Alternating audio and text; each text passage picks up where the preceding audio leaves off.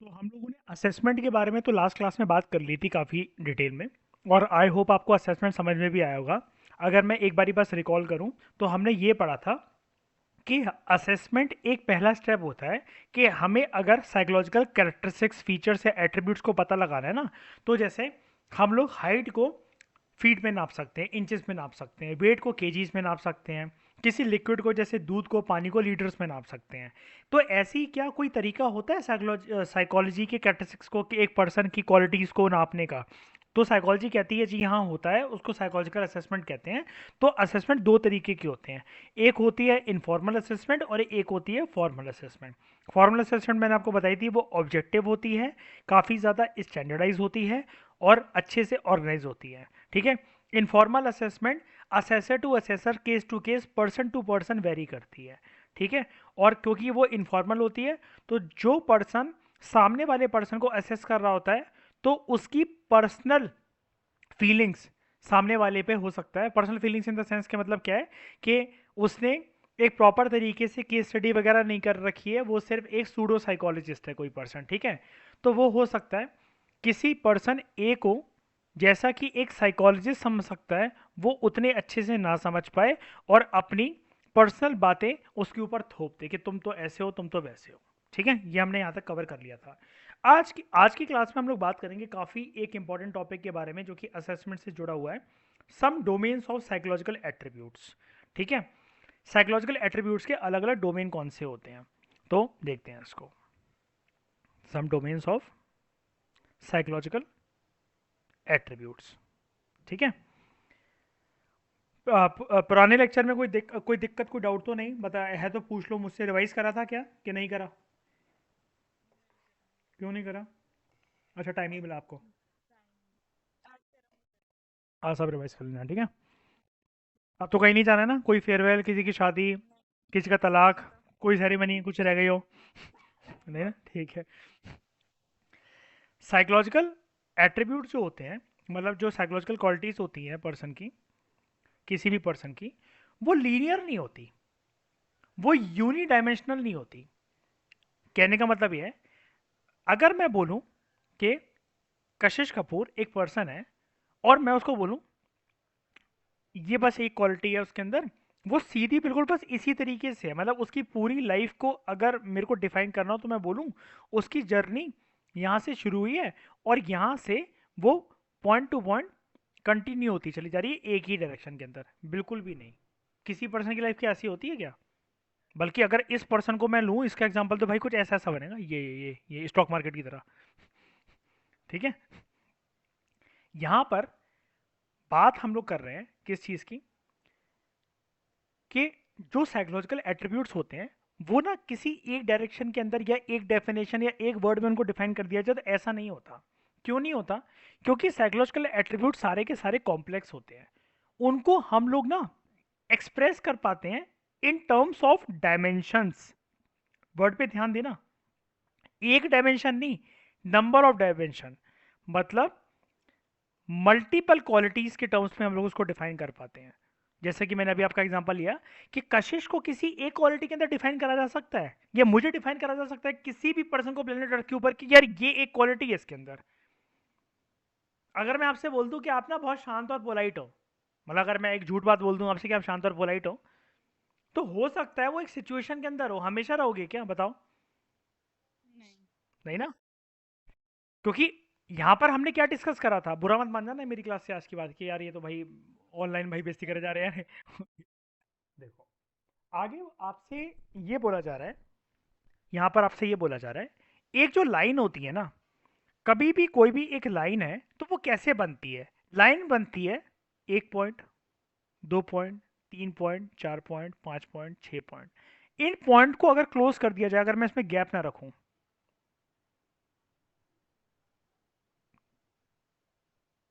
देख रहे हो ये लाइन है। वो ये कह रहा है आपसे, लाइन की जो औकात है वो पॉइंट से आती है। लाइन की जो औकात है वो पॉइंट से आती है। लाइन तभी बन सकती है, लाइन का जन्म तभी हो सकता है अगर पॉइंट्स हो। इसका मतलब लाइन के अंदर पॉइंट वन है, पॉइंट टू है, 0.3 है, पॉइंट n है, मतलब मल्टीपल है, ठीक है। बिना उसके मदद के, पॉइंट के मदद से लाइन नहीं बन सकती थी कभी कभी भी। एग्री? ठीक है। सिमिलरली वो कह रहा है, दूसरा एग्जांपल, एक बॉक्स देखो। एक बॉक्स में एक एक बॉक्स एक पर्टिकुलर स्पेस ऑक्यूपाई करता है। कैसे? एक आप कहते हैं ना छोटा बॉक्स बड़ा बॉक्स, एक स्पेस तो आपको उसके अंदर दिखता ही है ना, एक पर्टिकुलर बॉक्स के अंदर। छोटा बड़ा कैसे भी करके, उसकी लेंथ होती है, उसकी विड्थ होती है, उसकी हाइट होती है ना। लेकिन अगर मैं आपको बोलूं ये एक पॉइंट है,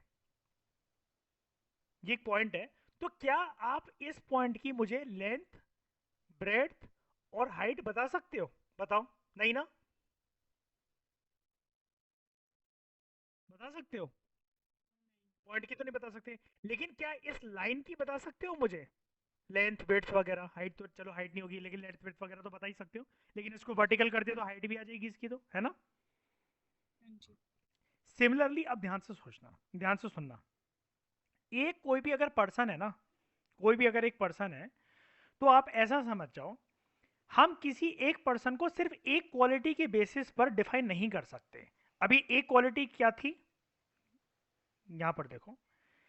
जैसे अगर मैं कहूं ये एक पर्सन है, जिस तरीके से पॉइंट की अपने आप में कोई औकात नहीं थी ना, तो अगर मेरे को पता है कि एक पर्सन मल्टीपल क्वालिटी से बनता है, लेकिन अगर मैं किसी को सिर्फ ये कह रहा हूं कि इस पर्सन के अंदर सिर्फ एक ही क्वालिटी है, ए, और बाकी कोई क्वालिटी है ही नहीं, और सिर्फ एक ही बेसिस पर ये पर्सन है कि जिसको मैं बोलूंगा ये अच्छा है, ये बुरा है, ये घमंडी है, ये ईगो है, ये बहुत पोलाइट है, ये बहुत स्वीट है, ये अच्छी गर्लफ्रेंड बनेगी, अच्छी वाइफ बनेगी, फलाना डिकमा।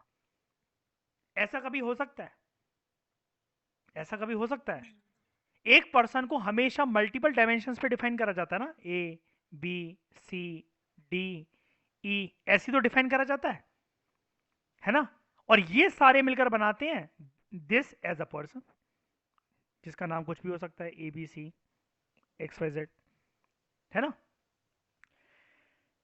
अब सिमिलर वे में साइकोलॉजिकल एट्रीब्यूट जो होते हैं ना, जिसको मैं ये क्वालिटीज कह रहा था ना, इसको मैं कह सकता हूँ साइकोलॉजिकल एट्रीब्यूट, जैसा कि हमने सीखा था, है ना। एक पर्सन की ये सब, ये जो हमें दिख रहे हैं सारे के सारे, ए, बी, सी, डी, ई, ये सब क्या है?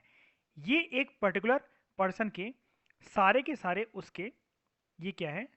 ये उस पर्सन के साइकोलॉजिकल एट्रीब्यूट्स हैं, उसकी क्वालिटीज हैं, जिसने उसको मिलाकर उस पर्सन को एक पर्टिकुलर डेफिनेशन दी है। इसका मतलब एक पर्सन के अंदर साइकोलॉजिकल एट्रीब्यूट जो होते हैं वो मल्टी डायमेंशनल होते हैं। जैसे कि मैं शुरू में बोल रहा था ना कि साइकोलॉजिकल एट्रीब्यूट्स लीनियर नहीं होते और यूनिडायमेंशनल नहीं होते। अगर ये क्वेश्चन आ जाए ना कि जस्टिफाई द स्टेटमेंट, तो आपको फिर ये पूरा लिखना है कि जैसे एक पॉइंट को, जैसे एक पॉइंट का कुछ स्टार्टिंग पॉइंट एंडिंग पॉइंट नहीं होता, एक बॉक्स को हम लोग उसकी लेंथ ब्रेड्थ हाइट बता सकते हैं। सिमिलरली एक पर्सन को अगर आपको डिफाइन करना है, तो आप बोलो कि सिर्फ एक बेसिस पे नहीं बता सकते कि एक पॉइंट की बात कर ली हमने, उसकी एक पॉइंट मतलब, यहाँ पर पॉइंट का मतलब मैं जो बोलने जा रहा हूँ वो ये कि एक क्वालिटी उसकी बता दी मैंने, सिर्फ एक पॉइंट उसके बारे में पिन पॉइंट करा मैंने, और ये उसकी क्वालिटी है, and this makes this person as this this this. ऐसा कभी नहीं हो सकता। पर्सन के अंदर अलग अलग क्वालिटीज होती हैं। पर्सन की जो साइकोलॉजिकल एट्रीब्यूट्स होती है वो मल्टी डायमेंशनल होती हैं, सिर्फ एक डायमेंशन पे काम नहीं करती। और मुझे बताओ, अलग अलग डायमेंशन क्यों काम करती है हमारे अंदर? मैंने बताया था लास्ट क्लास के अंदर। क्यों मैं और आप क्यों किसी एक क्वालिटी से नहीं बने, मल्टीपल क्वालिटी से बने? ऐसा मैं कैसे कह सकता हूं? किस बेसिस पे कह सकता हूं?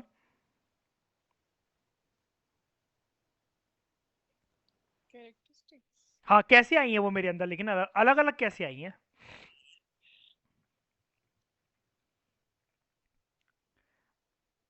एक तो ये सबका पृथ्वी पर बेसिक नेचर होता है, और हमने सीखा था सिचुएशंस का असर बहुत ज्यादा होता है, तो याद आया वो कंसेप्ट?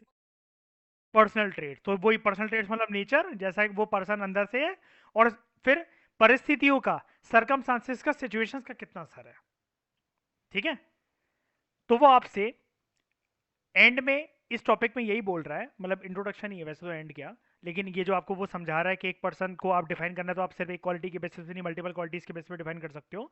वो आपसे ये बोल रहा है, अगर आपको किसी पर्सन की कंप्लीट असेसमेंट चाहिए, आपको उसे असेस करना पड़ेगा कि वो पर्सन कैसे फंक्शंस करता है, कैसे फंक्शन करता है वेरियस डोमेन और वेरियस एरिया में।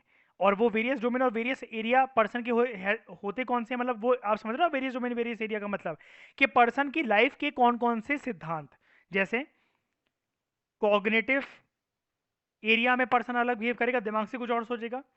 पर्सन के इमोशंस भी बहुत अलग अलग लोगों के साथ अलग अलग डायमेंशंस में होते हैं, और सोशल इंटरेक्शन भी अलग अलग होता है, और एक्सेट्रा इसलिए लिखा रखा है क्योंकि यहाँ पर कोई, आप समझ रहे हो, टॉपिक का कोई अंत नहीं है, बहुत सारे हो सकते हैं हमारी लाइफ के अंदर। हमारे cognitive aspect, physical aspect, social aspect, ये सब कुछ आपको इन्फ्लुएंस करते हैं कि नहीं करते हैं? जैसे मतलब मान लो अगर आप बहुत लंबे हो और सब आपको घूर घूर के देख रहे हैं, तब भी आपको एक तरीके से आपका सोशल इंटरेक्शन वो बदलता है यार, है ना? अगर आप बहुत ज़्यादा छोटे हो हाइट में, बोने गिट्ठे से लगते हो सबके सामने मान लो, तब भी आपको बहुत ज़्यादा अगर ऐसा फील होगा। कोई अगर आप बहुत ज़्यादा मोटे हो, तब आपको थोड़ा सा फील होगा कि यार मेरी सारी दोस्त यार बहुत पतली पतली सी यार, जीरो फिगर की, बड़ी हॉट हॉट सी लगती हैं यार, सारे बंदे उन्हीं को अप्रोच करते हैं। आप बहुत ज़्यादा पतले से हो और बहुत खाते हो लेकिन फिर भी वेट नहीं बढ़ता, तो आप कहेंगे सूखा पापड़, है ना? हेल्थ इंक्रीज नहीं होती इसकी। तो इसका मतलब, ये तो मैंने एक फिजिकल एस्पेक्ट बताया। फिर कॉग्निटिव एस्पेक्ट और इमोशनल एस्पेक्ट जोड़ लो। आपके मन के अंदर कोई बात है, कोई पर्सन उसे बहुत लाइटली ले सकता है, आप हो सकता है बहुत ज़्यादा उसके ऊपर इमोशनल हो गए उस बात के ऊपर, या अगर आप बहुत ज़्यादा किसी से बात करते करते, इंटरेक्शन करते करते बहुत ज़्यादा अटैच हो जाते हो। सोशल एस्पेक्ट को ले लो, इंट्रोवर्ट एक्सट्रोवर्ट वाली बात करी थी ना हमने। हो सकता है आपको बहुत ज़्यादा घर पे रहना पसंद हो, किसी पर्सन के लिए घर पे रहना डिप्रेशन हो जाए, उसको बाहर जाना पसंद हो, लेकिन आपके लिए बाहर जाना हो सकता है आपको इरिटेट करे, आपकी साइकोलॉजी को डिस्टर्ब करे। इसका मतलब अलग अलग सिचुएशन के हिसाब से आपके अलग अलग कैटेगरीज हैं, कॉग्निटिव, इमोशनल, फिजिकल, सोशल, और उन कैटेगरी के अंदर आपके कुछ ट्रेड्स छुपे हुए हैं। समझ गए? तो मैं ऐसा कह सकता हूँ, इस चैप्टर के अंदर हम आने वाले टाइम में सीखेंगे, मैं ऐसा कह सकता हूँ कि you are Kashish Kapoor, you are just like एक चॉकलेट का जार, जिसके अंदर आपके बड़ी सारी चॉकलेट्स हैं, कुछ टॉफीज हैं, ठीक है, कुछ अलग अलग शेप साइज की मतलब कैंडीज हैं, और यही सबके बेसिस पर कि ये आपका हो गया कॉग्निटिव डायमेंशन, ये आपका हो गया इमोशनल डायमेंशन, ये आपका हो गया फिजिकल डायमेंशन, ये आपका हो गया सोशल डायमेंशन। इन सब के बेसिस पर आपकी कुछ ना कुछ क्वालिटीज है इसके अंदर। जैसे इस चॉकलेट के अंदर कुछ अलग फ्लेवर है, इसके अंदर कुछ अलग फ्लेवर है, इसके अंदर कुछ अलग फ्लेवर है ना? ये सारी आपकी ट्रेड्स हैं। दिस ओवरऑल, ये जो अलग अलग ट्रेड्स हैं, यही तो हुए ना आपके साइकोलॉजिकल एट्रीब्यूट्स। और जब इन सारे साइकोलॉजिकल एट्रीब्यूट्स को, मैं सारे चॉकलेट के जार को अगर मैं कंबाइन कर दूं, this makes you as a person known as Kashish Kapoor. बताओ, आपको समझ में ना आया हो तो? आ गया? अब हम लोग बात करते हैं अलग अलग एट्रीब्यूट्स हैं कौन से, ठीक है, अलग अलग एट्रीब्यूट्स होते कौन से हैं, और उनके एट्रीब्यूट्स के साथ जुड़े हुए टेस्ट। कहने का मतलब क्या, अगर आपको ये वाली लाइन समझ में ना आई हो, ये सारे साइकोलॉजिकल एट्रीब्यूट्स हैं जो हम पढ़ेंगे, 5 पढ़ेंगे। याद रखना, जब हम हर साइकोलॉजिकल एट्रीब्यूट पढ़ रहे हैं ना, तो हर साइकोलॉजिकल एट्रीब्यूट को कैसे जान सकता हूँ? टेस्ट करूंगा ना पहले उसका। हमने पढ़ा था ना फॉर्मल असेसमेंट, इनफॉर्मल असेसमेंट, अभी लास्ट क्लास के अंदर पढ़ा था। तो इसका आप समझ जाओ, इंटेलिजेंस एक साइकोलॉजिकल एट्रीब्यूट है ना, तो इसके टेस्ट का नाम क्या होगा कशिश? Intelligence test. एप्टीट्यूड एक साइकोलॉजिकल एट्रीब्यूट है, तो इसके टेस्ट का नाम क्या होगा? Aptitude test. ऐसे करते करते आपको ना ये 5 दिखेंगे यहाँ पर, देखो। इंटरेस्ट, इंटरेस्ट के ऊपर टेस्ट, पर्सनैलिटी टेस्ट, वैल्यूज के ऊपर देखने के लिए असेसमेंट। समझ गए? 5 एट्रीब्यूट्स हैं आपके। फिर असेसमेंट के मेथड्स होते हैं 5। नेक्स्ट टॉपिक हमारा ये रह जाता है, psychological test, interview, case study, observation और सेल्फ रिपोर्ट। इनमें से आपने 11th क्लास में इंटरव्यू, केस स्टडी और सेल्फ रिपोर्ट के बारे में सुना ही होगा, इवन ऑब्जर्वेशन के बारे में सुना होगा, है ना? साइकोलॉजिकल टेस्ट भी मतलब जब आप पूरी 11th कर रहे थे, तो एक तरीके से जो उसके अंदर अलग अलग टेस्ट नहीं होते थे, रेवंस प्रोग्रेसिव मैट्रिक्स, और ये नाम तो एटलीस्ट सुने ही होंगे, कुछ ना कुछ क्वेश्चन देना और वो देना, वो भी साइकोलॉजिकल टेस्ट है। तो ये 2 पेजेस के जो ये टॉपिक है, ये इंपॉर्टेंट बहुत है, इसमें से क्वेश्चन निकलते हैं, लेकिन ईजी है काफ़ी ज़्यादा। यहाँ पर आपको ना बहुत ज़्यादा दिमाग यूज़ नहीं करना पड़ेगा, बस डेफिनेशन लर्न करनी पड़ेगी। अच्छा, पहली क्लास हमारी हमेशा याद रखना, मैंने आपको एक बोला था कि इंग्लिश का 12th में सही तरीके से यूज़, पहले आप हिंदी समझ जाओ उसकी, फिर इंग्लिश का सही तरीके से यूज़, और डेफिनेशन जैसी बुक में दे रखी है उसी को यूज़ कर कर आना, ठीक है? क्योंकि अगर आप थोड़ा बहुत भी चेंज कर दोगे, मोल्ड कर दोगे, तो मीनिंग बदल जाता है। And since you are new player, जो भी सुन रहा है, जो भी मतलब पढ़ रहा है 12th में, ऑब्वियसली बात है पहले चैप्टर में वो नया प्लेयर ही है ना। 11th में तो ये सब बातें थी नहीं जो हम इस 12th की साइकोलॉजी में पढ़ रहे हैं। तो आपको सारी चीज़ें मतलब ना याद होनी चाहिए। पहले आप हिंदी समझ जाओ लिख के, लेकिन ज़्यादातर चीज़ें वही आओ जो कि बुक में दे रखी हैं, लेकिन एग्जाम्पल अपने यूज़ कर करना, without example you will not be getting marks. ठीक है। सबसे पहले साइकोलॉजिकल एट्रीब्यूट जो हमारे कोर्स के अंदर है, और ये क्वेश्चन ऐसे ही आता है, डोमेन्स ऑफ साइकोलॉजिकल एट्रीब्यूट। ठीक है। अच्छा, मैंने असेसमेंट के ऊपर क्वेश्चन लिखवा दिया था ना आपका, कि what do you mean by assessment, what are the two types of assessment, लिखवा दिया था ना। हाँ जी, हाँ लिखा हुआ है। तो एक क्वेश्चन आया, लिख लो फिर आगे बढ़ने से पहले।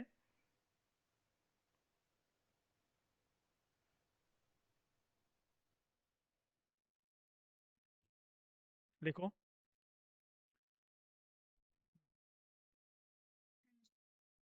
क्वेश्चन है, psychological attributes are not linear or unidimensional. Psychological attributes are not linear or यूनिडायमेंशनल।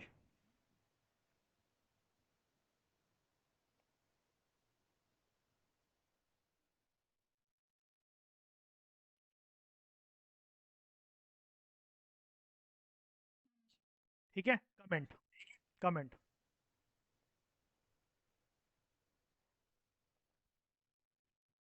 इसका आंसर आप समझ गए कि आपको पहले जस्टिफाई करना है कि साइकोलॉजिकल एट्रीब्यूट्स मतलब ये नहीं होती, ये पहली लाइन से मैंने दिया, मैंने बोला ना आपको।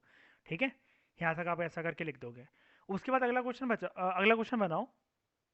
बोलूं? हाँ जी, हाँ। जो मैं क्वेश्चन बोलने जा रहा हूँ वो बड़े मार्कर में आ सकता है। ठीक है। ऐसा भी आ सकता है कि उसमें से 4 मार्कर का या 2 मार्कर का बनाते, कोई भी एक दो चॉइसेस आपको लिखने के लिए दे दें। जैसे हमने 5 डोमेन्स पढ़ी ना, तो उसके ऊपर पूरा पूरा क्वेश्चन भी आ सकता है 6 मार्कर का। पूरा पूरा अगर नहीं आया तो छोटे क्वेश्चन भी बन सकते हैं इंडिविजुअली भी। तो लिख लो, what are various domains of psychological attributes. What are the various domains of psychological attributes. तो आपको पता ही है, जो हम अभी पढ़ेंगे, intelligence, aptitude, interest, personality, values. ठीक है। और ऐसे भी आ सकता है कि वो आपको वो एग्जाम के अंदर देते हैं, what are the various, name all the domains of psychological attributes, explain any two of your choice. ठीक है, समझ गए? ये ऐसा क्वेश्चन आ सकता है। सबसे पहला साइकोलॉजिकल एट्रीब्यूट जो हमारे सामने है वो है इंटेलिजेंस। क्या होता है इंटेलिजेंस? डेफिनेशन इसकी आप, चलो डेफिनेशन छोड़ो, पहले आप मुझे बताओ आप क्या समझते हो इंटेलिजेंस से। क्या जानते हो आप इंटेलिजेंस के बारे में? जब हम कहते हैं कि वो पर्सन इंटेलिजेंट है। आवाज़ कट रही है क्यों? अभी आ रही है?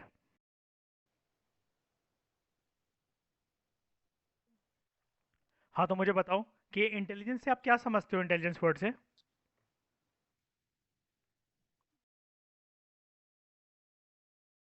अच्छा, नॉलेज की बेसिस पर आप इंटेलिजेंस है ना, आप ये सोच रहे हो कि जैसे हम कहते हैं किसी पर्सन को नॉर्मल नॉर्मल डेली लाइफ में कि तू कितना इंटेलिजेंट है, तू कितना डम है, तो उस बेसिस पे इंटेलिजेंस डिफाइन होता है ना। ठीक है। हाँ हाँ, नहीं शायद क्या मतलब सुना ही आपने यही चीज़ है, तो हाँ बोलो ना। Intelligence has nothing to do with knowledge in psychology. Intelligence ये चीज़ नहीं होती। क्या होगा अगर, देखो ना, अब आप कहोगे साइकोलॉजी में नहीं ना, वैसे तो यही होता है ना, लेकिन मैं अब आपको आज से रियल लाइफ एग्जांपल देना शुरू करता हूँ इस चीज़ के। ठीक है। आप अगर पढ़ाई में बहुत अच्छे हो, लेकिन दुनियादारी में आपको बात करना ही नहीं आती, आप रिश्ते निभाना ही नहीं जानते, आप कुछ किसी के लिए करने जाते हो उसका बुरा हो जाता है, आप अपने जॉब में प्रोफेशनल ही नहीं हो, बिल्कुल किसी काम में हाथ डालते हो उसमें कोई कैलिबर ही नहीं है, कोई स्किल ही नहीं है, लाइफ में फेलियर प्रूव हो गए, लेकिन डिग्रियां बहुत है आपके पास, क्या मैं आपको इंटेलिजेंट अब बोल सकता हूँ? नहीं ना।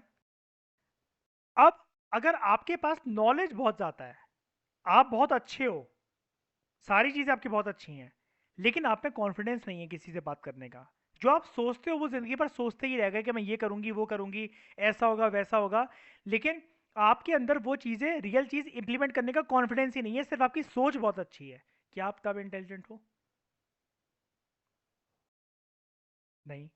अब अगर आपके पास डिग्री नहीं है, आप स्कूल ही नहीं गए, पढ़े लिखे नहीं हो आप, लेकिन आपका हाथ ऐसी ऐसी जगहों पर लगता है जिसमें हर चीज़ में आपको सक्सेस है।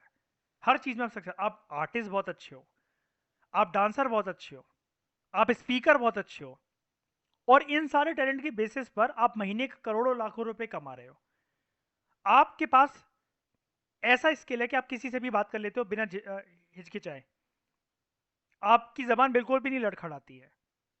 हर किसी का वो काम आप वो कर लेते हो, आप गाड़ी ठीक कर लेते हो, आप किसी की कोई हेल्प कर देते हो, सब लोग आपसे खुश रहते हैं। क्या मैं आपको इंटेलिजेंट अब बोल सकता हूँ? हाँ जी। अब आपको समझ में आया? हो गई नहीं स्टेटमेंट आज डिसअप्रूव कि हाँ जी। इंटेलिजेंस का पढ़ाई लिखाई से कुछ लेना देना नहीं होता। इंटेलिजेंस वो चीज़ होती है कि वैसे तो मतलब हम जो पढ़ेंगे वो कुछ और पढ़ेंगे, लेकिन इंटेलिजेंस एक ऐसी चीज़ होती है कि यस डेफिनेटली कि आपका दिमाग कितना काम कर रहा है, दिमाग का एलिमेंट तो है ही इसके मैं इसको डिनाई नहीं करता मैं।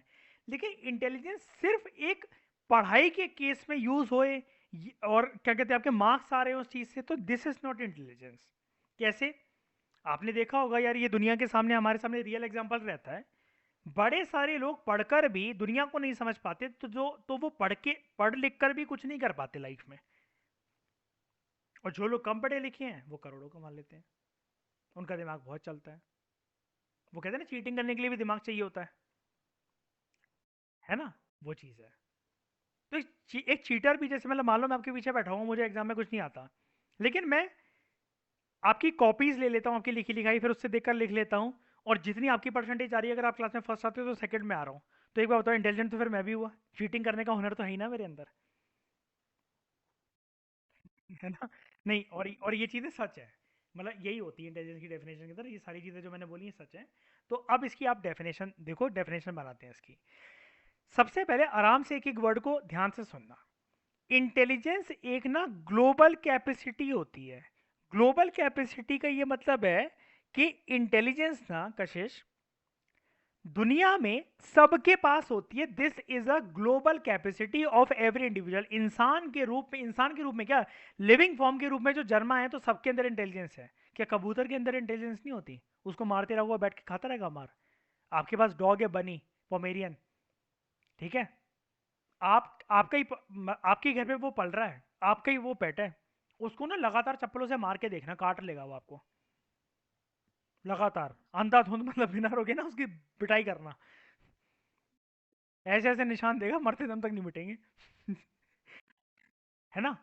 इंटेलिजेंस इसका मतलब ग्लोबल कैपेसिटी है। एक छिपकली को भी पता होता है कि झाड़ू किसी ने उठाई है और वो दीवार पर इससे अगर मेरे को मारा जा सकता है। एक मच्छर को मारने के लिए जब आप वो जाते हो उसके पास, तो वो भी भागता है। इसका मतलब it is a global capacity. लेकिन फिलहाल हम अपनी साइकोलॉजी को इंसानों तक सीमित कर लेते हैं, ठीक है? ज़्यादा भावनाओं में ना बहकर। तो इंटेलिजेंस एक ग्लोबल कैपेसिटी है। इंटेलिजेंस एक ग्लोबल कैपेसिटी होती है, ठीक है? एक ग्लोबल कैपेसिटी होती है, सब में होती है। कैसे? किस सेंस में? कि हम दुनिया को समझ पाएँ, ध्यान से सुनना एक-एक वर्ड, दुनिया को समझ पाएँ, रैशनली सोच पाएँ। मैं 1 मिनट रुको, मैं इन सारे ना अलग-अलग टर्म्स को अलग-अलग कलर से मार्क करूँगा। दुनिया को समझ पाएँ, एक ग्लोबल कैपेसिटी है जिसमें हर पर्सन दुनिया को समझने की क्षमता कैरी करता है अपने अंदर। रैशनल तरीके से सोचता है, और बहुत इंपॉर्टेंट पॉइंट है ये वाला, अपने आसपास के अवेलेबल रिसोर्सेस को इस प्रकार से यूज करता है कि जब उसकी जिंदगी में कुछ ऐसी परिस्थितियां और सिचुएशंस आएंगी जो कि उसके लिए चैलेंजिंग होंगी, तो उसको पता है उसके आसपास क्या क्या रिसोर्सेज अवेलेबल हैं जिनका सहारा वो लेकर उन परिस्थितियों से, उन सरकमस्टांसेस से, उन झंझटों से, उन वाहियात पर्सन से निकल सकता है कि नहीं निकल सकता है, निकल सकती है कि नहीं निकल सकती है, मेल फीमेल कोई भी हो।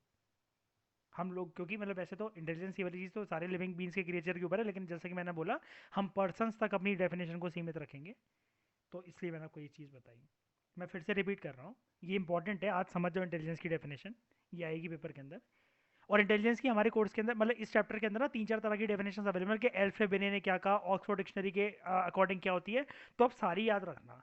और आज से इनको लर्न भी करना स्टार्ट कर देना आज से। वैसे तो डेफिनेशंस आपकी पहली क्लास के अंदर ही स्टार्ट हो गई थी, सिचुएशनिज्म और इंडिविजुअल डिफरेंसेस वगैरह, लेकिन डेफिनेशंस का एक कॉलम बना लो, ठीक है, जिसमें आप सारी याद करते चलो। मैं फिर से रिपीट कर रहा हूँ कशिश, ध्यान से सुनो। इंटेलिजेंस एक ग्लोबल कैपेसिटी होती है, इसका मतलब दुनिया में, पृथ्वी में, पूरी पृथ्वी पर इंसान, हर इंसान के पास एक ही कैपेसिटी होती है, ठीक है, इंटेलिजेंस नाम की। अब वो कम ज्यादा हो सकती है, लेकिन अगर मैं कह रहा हूं कम ज्यादा हो सकती है, ठीक है, लेकिन इंटेलिजेंस है क्या, कम ज्यादा है, चलो ठीक है, उसको साइड हटाओ। इंटेलिजेंस तीन चीजों से बनी होती है। अगर मेरे पास अंडरस्टैंडिंग है दुनिया को समझने की, तो मैं इंटेलिजेंट हूं।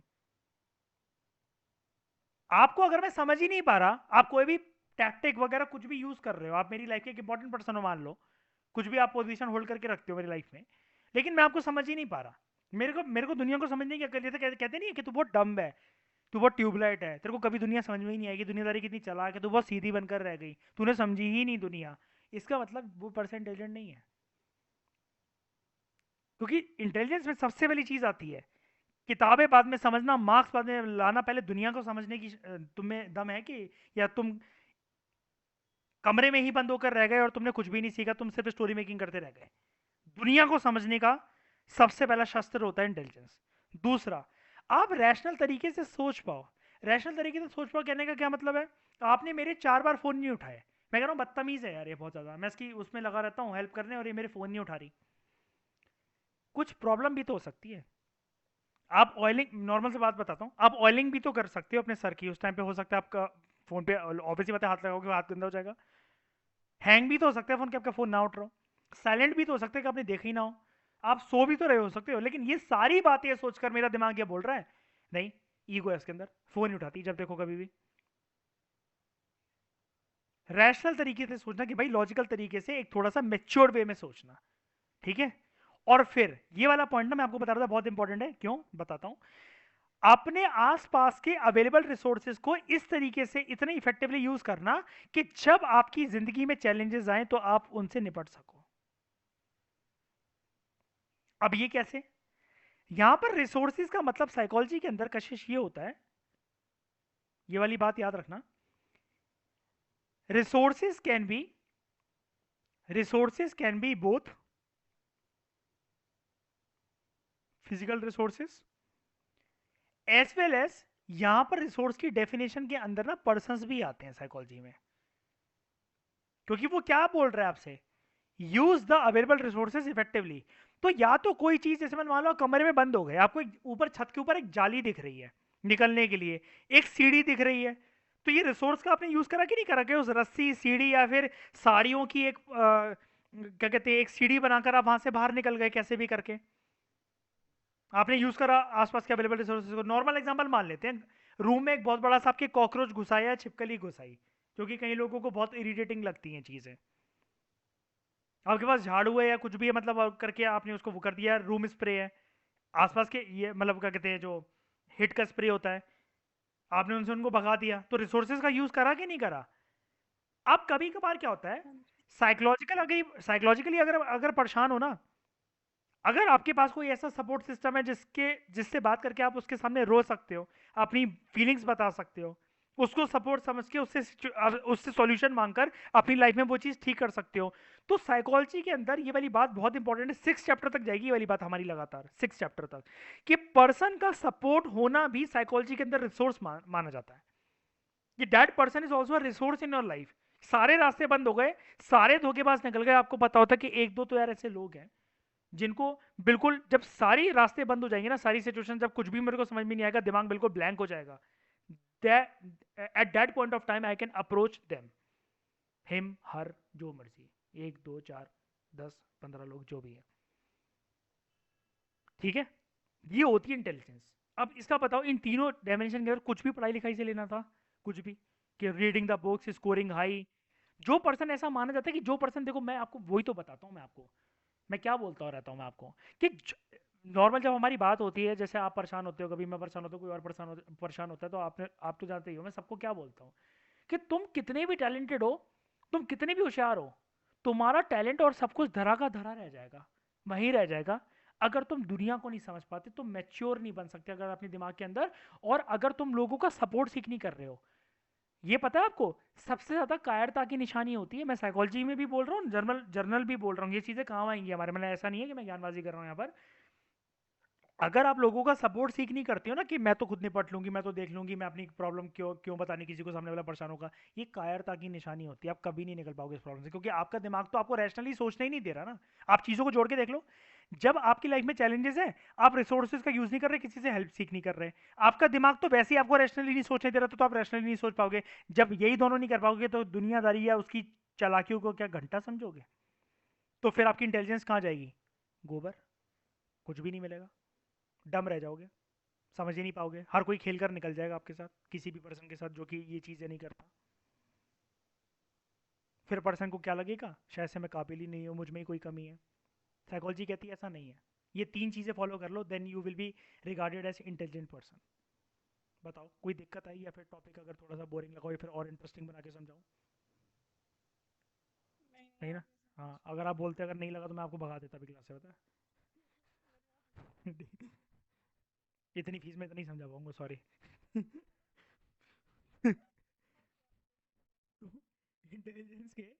इंटेलिजेंस के जो हमने पढ़ा, ये तो एक वेरियस एट्रीब्यूट है, ठीक है। ये वेरियस एट्रीब्यूट है, मैंने क्या बताया था?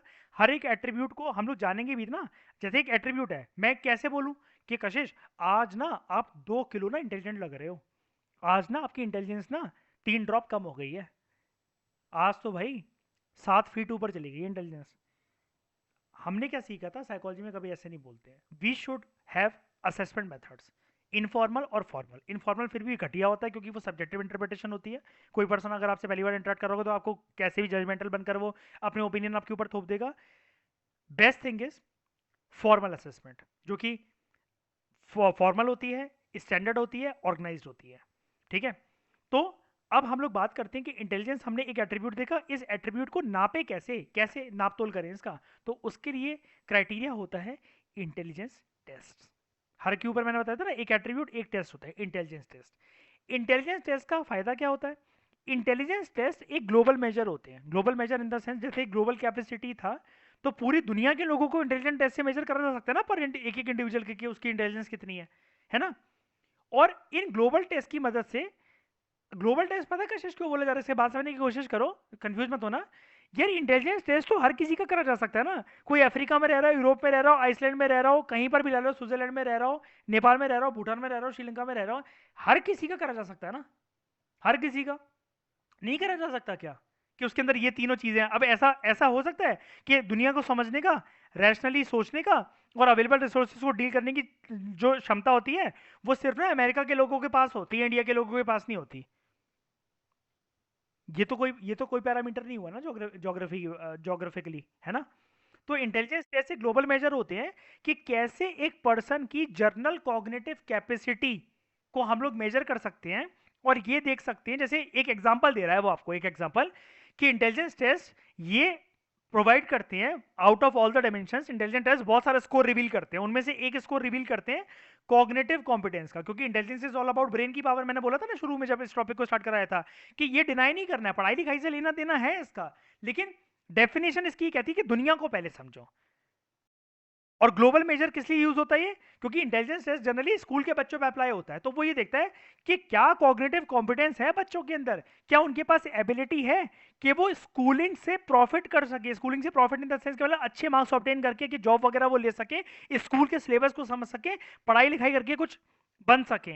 ये भी एक डायमेंशन है, लेकिन मैंने आपको ये बताया था, ये कंप्लीट डायमेंशन नहीं है कि आप सोचो कि सर स्कूलिंग के अंदर मार्क्स स्कोर करना या टॉपर बनना ही इंटेलिजेंस होती, तो ऐसा नहीं होती इंटेलिजेंस।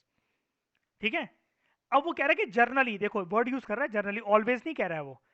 समझना, एक ही एग्जांपल को यूज करके वो कह रहा है वो आप कंफ्यूज मत होना, मैं आपको फिर से बोल रहा हूँ। ये हम लोग हमने पहले इंटेलिजेंस की डेफिनेशन पढ़ी, जो कि एक साइकोलॉजिकल एट्रीब्यूट था। फिर हम लोग इंटेलिजेंस के टेस्ट के ऊपर आए, जो कहता है कि इस एट्रीब्यूट को मेजर करने के लिए करें क्या।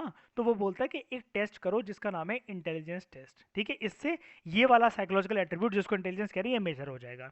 इस इंटेलिजेंट टेस्ट में वो कह रहा है कि वैसे तो उसके बड़े सारे मकसद होते हैं, उनमें से एक जो जर्नल मकसद होता है, जो कि पूरी दुनिया में जिस पर्पस के साथ इंटेलिजेंस टेस्ट कंडक्ट करे जाते हैं, वो इस पर्पस के साथ करे जाते हैं कि ये देखा जाए कि बच्चे क्या स्कूल के अंदर अच्छा परफॉर्म कर पा रहे हैं। जनरली ऐसा देखा जाता है, नॉट ऑलवेज, जनरली का मतलब होता है ज़्यादातर ऐसा देखा जाता है कि स्टूडेंट जो जिनका लो स्कोर होता है इंटेलिजेंस में, वो अच्छा स्कूल रिलेटेड एग्जामिनेशन में नहीं कर पाते। ठीक है भाई, मान लिया, नहीं मान लिया कि नहीं कर पाते स्कूल रिलेटेड एग्जामिनेशन में। मेरा जैसे 9 तक पढ़ने का बिल्कुल मन नहीं करता था और स्कूल में मेरा मन ही नहीं लगता था। ठीक है, किसी का नहीं लगता था। जैसे बहुत सारे होशियार लोग रहे ना आज तक इतिहास के अंदर, ठीक है, आइंस्टाइन वगैरह, ये जितने भी लोग हैं, उनका स्कूल जाने का कभी मन नहीं करा, ये स्कूल में वो बहुत ज़्यादा महान नहीं बने, इंक्लूडिंग मी। ठीक है, but their success in life is not related या not associated only with their intelligence test score. अब आ गई ना घुमा फिरा के वही वाली बात। अभी वो स्कूल से जाते जाते देखो एंड में औकात दिखाई गया ना अपनी, कि वो बच यहाँ पर कोई सुनकर खुश हो रहा था कि हाँ मेरे पास तो इंटेलिजेंस है, वो बोल तो रहा है कि कॉग्निटिव कैपेसिटी, लेकिन वो कह रहा है कि जनरली जो जिन पर्सन्स की लो इंटेलिजेंस होती है बच्चों की, वो स्कूल रिलेटेड एग्जामिनेशन में अच्छा परफॉर्म नहीं कर पाते। कोई बात नहीं, कोई बात नहीं, मान लिया कशिश, दो बातें हैं कि उन पर्सन को कहा जा रहा है कि वो तुम्हारे अंदर इंटेलिजेंस नहीं है, you are low on intelligence. लेकिन इंटेलिजेंस लो होने का मतलब ये है कि तुम्हारे सिर्फ स्कूल में मार्क्स नहीं आ पा रहे हैं और एरियाज में तुम्हारी इंटेलिजेंस लो की इसकी कोई गारंटी नहीं है। बात समझने की कोशिश करो, वो कह रहे हैं कि इंटेलिजेंस एक ब्रॉड साइकोलॉजिकल एट्रीब्यूट है जिसका अलग अलग कैटेगरीज होती हैं कि पहले मेरा घर पे कितना दिमाग चल रहा है, स्कूल में क्या मैं अच्छा परफॉर्म कर पा रहा हूं, और उसके बाद मैं लाइफ में कितना सक्सेसफुल बना। तो वो कह रहे हैं कि स्कूल के मार्क्स, कॉलेज के मार्क्स, डिग्रियां कोई गारंटी नहीं है कि लाइफ के अंदर वो पर्सन सक्सेसफुल बनेगा कि नहीं बनेगा। क्योंकि इंटेलिजेंस वो एक एरिया के अंदर, स्कूल के अंदर अप्लाई नहीं कर पाया, लेकिन हो सकता है कहीं और जाके कब वो कर जाए, कोई और बिजनेस प्लान, ठीक है, या इन्वेस्टमेंट बैंकर, ट्रेडर, एक अच्छा कुछ भी बन जाए वो जाकर। कोई पढ़ाई लिखाई थोड़ी ना चाहिए होती है बाकी कामों के लिए रियल, क्योंकि देखो रियल वर्ल्ड में जाकर तो ना सिर्फ आपके एक्सपीरियंसेस और आपका हुनर ही बोलता है। आप कितना भी पढ़ लो कि वर्ल्ड ओलंपिक्स कैसे जीतते हैं, है ना, world heavy lift weight championship में कैसे जीते हैं, आप कितने भी बुक्स पढ़ लो, कितना भी कुछ भी पढ़ लो, आप ये सब चलो ये सारी बात हटाओ, आप अगर कितनी भी किताबें पढ़ लो कि स्विमिंग कैसे सीखूं, या फिर कितनी भी किताबें पढ़ लो कि स्काई डाइविंग कैसे होती है, या फिर गाड़ी कैसे चलाई जाती है, किताबें पढ़ने से आ जाएगी क्या ये वाली चीज़, बताओ। नहीं ना, ये चीज़ है। अब समझ गए इंटेलिजेंस क्या है, आज आप कंप्लीट तरीके से जान गए हो, है ना। बाकी के एट्रीब्यूट्स हम लोग नेक्स्ट लेक्चर के अंदर देखेंगे, लेक्चर बड़ा हो गया, तो मिलते हैं नेक्स्ट क्लास के अंदर।